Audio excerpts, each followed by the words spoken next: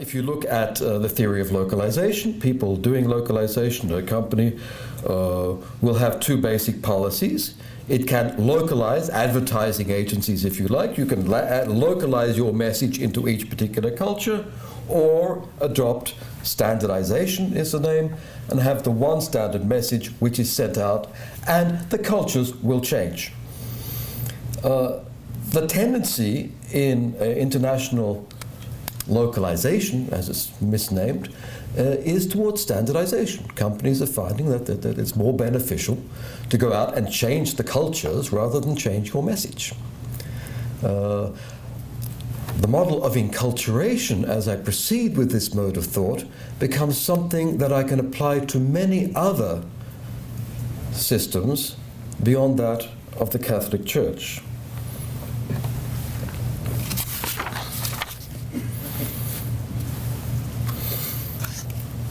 Some years ago, I was working on the history of translators in what's now called Spain, particularly the 12th century, which is known as the School of Toledo, which was, for me, I was studying the interface between Islam and Christianity. It's when Greek knowledge, which had been passed through Syriac, went from Arabic into Latin, and then in the 13th century into Romance. And I was interested in how that mediation process was carried out, so particularly the Jewish intermediaries who were present and the Mossadabs who were also present but not named as much. And I remember writing up that chapter, and I tried to summarize the debates, the way people had discussed translation, the translation activity, and the way it should be carried out. And at the time, I remarked that, well, you know, the debates here are actually between the translators of science who had been trained by the church and the people in power within the church. And they're negotiating between themselves what to do with this potentially disruptive influence of empirical science, of Aristotle. And it never occurred to me at the time, well, it did, but I was worried about it, that the other side, that the authors and transmitters of the text in Arabic, were just not present. They were not present in the translation process. They were not present in the debates about the translation process. The conflict, the negotiation, according to my model at the time, was between translators of science and the people who wanted to maintain the institutional integrity of the church. And they did manage to negotiate, and the church, the Abbot of Cluny, in particular, financed the translations of proto-science from Arabic into Latin to the better good of the 12th century. Now, at the time I couldn't see it, but if I go back to that now, suddenly I can start to explain what was happening.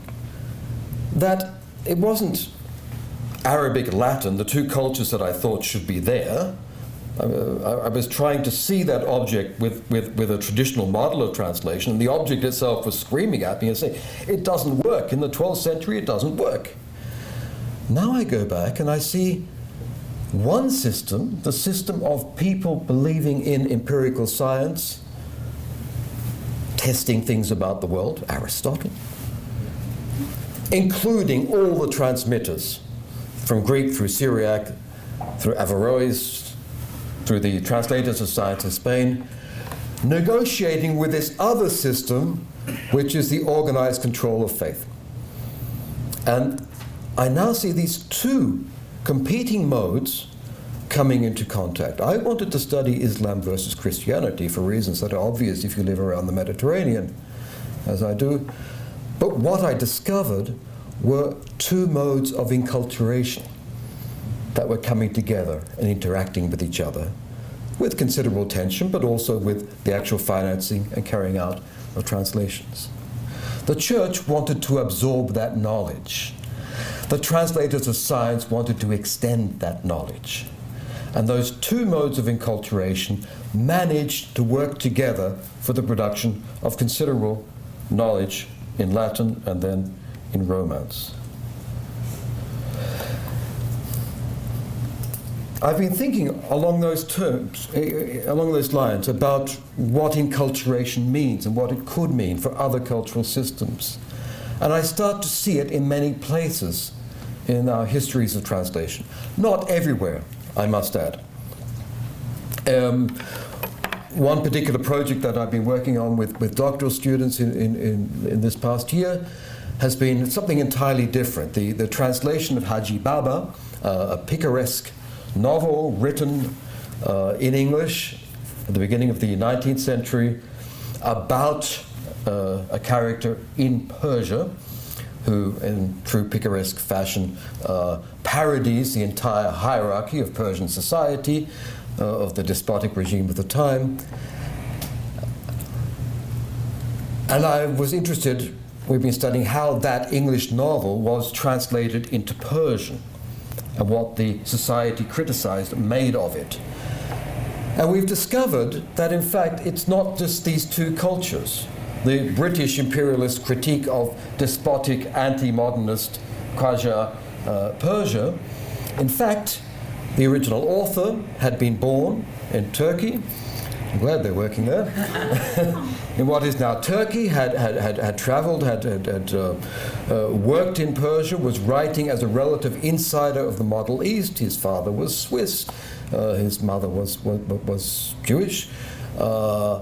The intermediaries, the original translators into Persian, were exiled discontents from the Qajar regime, who completed that work in Constantinople, now Istanbul, working from the French translation, and that translation was corrected by a British major working in Kolkata, to make some connection here, who duly corrected the Persian translation to make it concord with the original English, but left in significant critiques of the Persian regime which had been added by the translators. That is, the translators were pretending to translate, but quite large passages are in fact added as their own critique of the regime.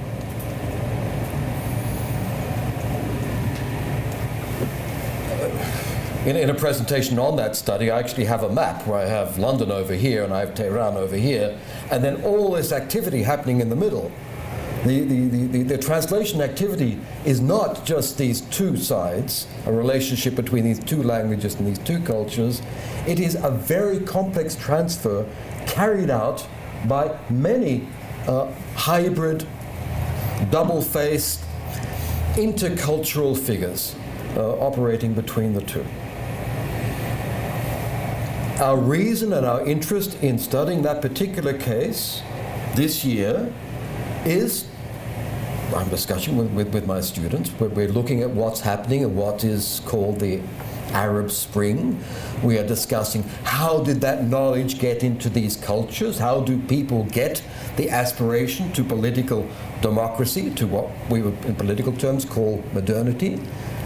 And I have colleagues who say, oh, it's the CIA who've been pumping them up, or it's bad American culture, or the ideas have come in or been managed from Western powers. And yet, the study of cases like this Haji Baba picaresque novel, or like enculturation in these wider terms, suggests that it's never an easy affair of just A and B, one culture or the other. That the aspiration to modernity in that particular case has happened through many diverse routes and over a long time, and incorporating people who would otherwise appear to be disinterested in it. Why would a British Army major happen to leave in critiques of the people he worked with? He had been a particular supporter of the Persian regime in his 2 years as a consul in the country. But I don't really go into that particular case study.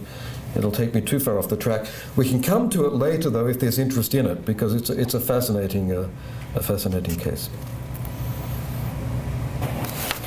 I'm starting to see enculturation as a model that can help me in many aspects of my work.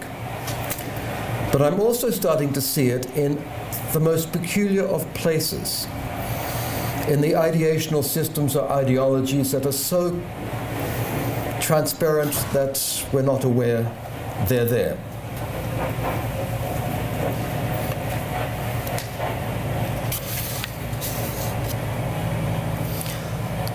I see it in the role of our educational systems in Europe, where translation studies is fundamentally there to train the translators that our societies need for their governments. It's not so true in the United States, where you have other more academic concerns perhaps, but we have strong vocational needs in translation studies in Europe. Where we have a quite developed academic system engaged in training translators, thereby legitimizing translations and certain modes of translation.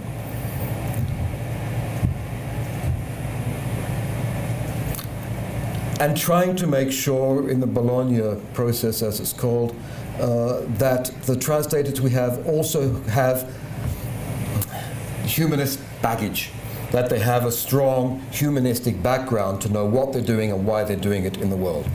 Not just a merely narrow vocational commercial motivation.